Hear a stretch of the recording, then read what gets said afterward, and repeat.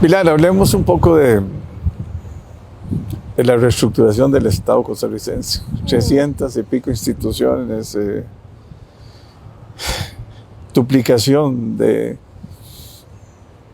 gastos y costos muy altos, instituciones que uno siente que ya cumplieron su vida útil, ¿verdad? Sí. Que perfectamente puede comprar uno un candado para cerrarlas o reestructurarlas, ¿verdad? Ujú, A mí me tocó analizar recientemente el MOP, ¿verdad? ujú. Donde hay 5 órganos de estos de máxima desconcentración, y hay problemas serios porque el ministro, bueno, primero se duplica todo, se duplica jefe personal, se duplica todo lo que es la parte contable, la parte administrativa, en fin, son tantas de partes de una institución que si uno las tuviera consolidadas, si las estuviera, ojalá en un solo edificio, ¿verdad? Ujú. Para no andar uno corriendo por distintos edificios para sacar permisos, Así es. y que el ministro tenga, digamos, el poder para poder realmente, siempre es muy difícil, pero por lo menos el ministro va a estar más presente. Creo que eso de tener una participación de un montón de actores de la sociedad en una junta directiva hay que analizarlo con mucho cuidado. Por ejemplo, el Consejo Nacional de Concesiones tiene a 3 ministros, Sí, yo el estoy ahí. presidente del Banco Central Sí. Ministro de tiene, Hacienda. Ujú. sí, ministro de MOP. Hacienda, MOD, Nosotros, sí. Planificación, además tiene, creo que lo que tiene, bueno, de la Unión de Cámaras, tiene un representante Sí. también, y tiene un representante de, De del los sector profesionales. laboral y otro Ajá. de los profesionales. Exacto. Y digo yo, bueno, eso es un arroz con mango. Y es Sí. una institución importantísima porque es estratégica en este momento, cuando no hay recursos para hacer, ¿cómo se llama? Obra pública. No cabe duda que las alianzas público-privadas son claves, ¿verdad? Claro. Entonces, a uno no deja de preocuparle que una institución de esas, o sea, que tenemos que hacer algo distinto. Lógicamente, lo que es aviación civil y eso es como muy técnico y, Sí. y como que no está tan. Pero el otro, transporte público, ahí están casi que los que se van a afectar con cualquier Sí. medida que se tome, ¿verdad? Sí, un Entonces, eventual conflicto de interés ahí, ¿verdad? total, ¿verdad? Ujú. Y después, ya bueno, ya Conavi lo vimos, todo el problema que ha tenido Conavi, ¿verdad? Pero todos esos órganos desconcentrados de máxima, prácticamente se vuelven como, tienen autoridad para hacer lo que quieran, ¿verdad? Prácticamente. Entonces ahí el ministro tampoco tiene o el gobierno no tiene ese poder que debiera tener. Ujú. Eh, y me parece a mí que, bueno, pueden estar, pero oyentes, pero no con voto. Pero en todo caso, ustedes que han revisado todas las instituciones, cuando uno ve FANAL, cuando uno ve Consejo Nacional de Producción, Ujú. eh, y ahí sigo con todo el montón de instituciones, me parece a mí que ya llegamos a un momento en que tenemos que pensar seriamente qué vamos a hacer. Sí. Ha crecido la planilla casi en 100,000 Ujú. empleados en, no sé, como en 10 años. Ujú. Y ahora son 300 y pico mil de empleados Ujú. y bien pagados, ¿verdad? La mayoría. Sí. Entonces, el déficit tiene que atacarse, comenzar por ordenar, o sea, la casa. O sea, no podemos seguir. Y ojalá que a nadie se le ocurra hacer otra institución más, ¿verdad? Porque ustedes cerraron lo de las becas, ¿verdad? FONAVE, sí. ¿Por qué? Porque realmente lo puede hacer un fideicomiso de un banco. No necesitas hacer una gran institución para eso, pero Bueno, usted me habla a mí de qué vamos a reestructurar y qué lo vamos a hacer. ¿Qué pensaría? Yo sé que el empleo público fue Sí.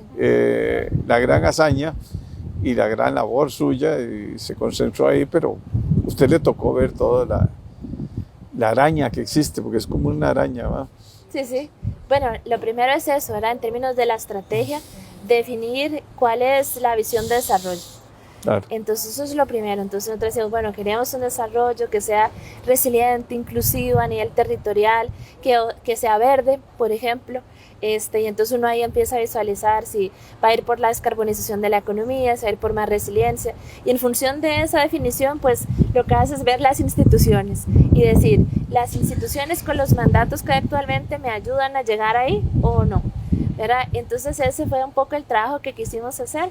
Lo primero es que las instituciones son ficciones jurídicas, la gente que trabaja en ellas es verdaderamente quienes conforman las instituciones y por eso la primera gran reforma del Estado a nuestro juicio fue el empleo público y por eso dedicamos también tanto tiempo ahí. Quizás pensamos, y yo misma pensé que no iba a ser tanto tiempo, pero bueno, así son las grandes transformaciones. Luego de eso hicimos un trabajo paralelo para analizar los órganos desconcentrados. Y en función de los órganos desconcentrados propusimos un proyecto de ley para cerrar algunos de estos, fusionarlos, para poder avanzar en lo que es la lógica de un ejercicio más eficaz de la rectoría del ministro o la ministra. Y en función de eso también visualizar eficiencias, porque ve lo que pasó. Hubo un proyecto de ley, una ley de la República ahora que era para mejorar el control de legalidad presupuestaria. En los últimos 20 años se crearon muchos órganos desconcentrados para que con tuvieran ingresos propios. Exacto, y para que tuvieran margen de maniobra para a nivel administrativo y también a nivel de otros temas como por ejemplo del personal para poder manejarles de una manera más libre, si se quiere, del mandato de las restricciones de los ministerios. Pues en eso lo que sucedió fue que ahora con esta ley del control de legalidad de órganos desconcentrados pues ya no se cumplía con ese objetivo. En la Ley General de Administración Pública se establecía que la visión de la administración pública era que hubieran competencias especializadas que esencialmente técnicas que se desconcentraban, como el ejemplo tuyo con aviación civil. Es muy técnico y quizás no debe estar bajo el amparo de un ministerio porque no existe quizás el conocimiento o el expertise técnico en esa materia, pero hay otros que sí. Entonces lo que pasó fue que proliferaron órganos desconcentrados que eran mecanismos de coordinación o que no había ninguna competencia desconcentrada ahí, sino solamente para tener estas otras libertades en términos presupuestarios. Lo que proponemos nosotros es en algunos casos fusionar, abocar las competencias en el caso que haya y que las asuma el ministerio y los que no hay competencia con más razón, ¿verdad? Que vuelvan al ministerio y que sean mecanismos de coordinación como muchos de salud. En el Ministerio de Salud es muy interesante porque hay una proveeduría y una proveeduría con personería jurídica instrumental, una oficina de cooperación adentro y una afuera, claro. Se tiene duplicada su estructura administrativa. Eso fue una de las cosas que propusimos, el proyecto de ley que no fue enviado a la Asamblea Legislativa y bueno, esperamos que quizás algunos otros puedan retomarlo en el próximo mandato de la Asamblea Legislativa, sobre todo algunos diputados. Adicionalmente a hicimos otro que es como la reforma del sector social y ese se trabajó con el apoyo de un programa de la Unión Europea que se llama Eurosocial, donde se pretendía también visualizar lo complejo que es el entramado institucional en materia de programas sociales para mejorar la eficacia de los mismos y visualizar si los montos que se establecían ahí tenían sentido aún o si con una herramienta tan poderosa como el Sinirube, por ejemplo, entonces valía la pena mantener algunos de estos otros programas. Ese es otro proyecto de ley que tampoco se presentó, pero que va a estar ahí. Y también hicimos el último, un análisis técnico sobre el Ministerio de la Producción. Una propuesta sobre, bueno, sabemos que nuestra economía, correcto, sabemos que nuestra economía tiene dos, una que va más rápido, que está conectada a cadenas globales de valor, y una que va más lento, que es más bien con economía tradicional. Pues entonces valoremos la institucionalidad, hagamos eliminaciones, fusionemos y busquemos que haya más coherencia. Eso es un estudio técnico, no se hizo proyecto de ley, pero también es parte de las cosas que hemos estado analizando y bueno, y que quizás no dio tiempo de avanzar en esa otra parte de diseño institucional como componente de reforma del Estado. Bueno, pero queda mucho por sí. avanzar, digamos. Sí, sí. porque yo creo que y no hay que tenerle miedo, es que ¿No? el problema que yo siento es que y se mide mucho la parte política y la parte social, pero la verdad es que si la economía se ordena, se reactiva la economía y se vuelve a generar más empleo. O sea, es que el problema es cuando estamos en este entrabamiento tan terrible, ¿verdad? Ujú. El déficit sigue siendo muy preocupante, la deuda muy alta, ¿verdad? El servicio de la deuda es altísimo, Sí. hay muy poquitos grados de libertad. Y entonces, bueno, y tenemos un problema de este año complicado, más complicado, porque tenemos una presión sobre los precios internos muy fuerte, ¿verdad? Así es, encarecimiento de materias primas, Y inflación, problemas de la logística. logística. Exacto, la logística, disrupción de cadenas productivas, sobre todo la logística. La logística sigue siendo muy complicada, o sea, aumentó demasiado, y ahora no se ve que se vaya a resolver rápidamente lo de Ucrania, ¿verdad?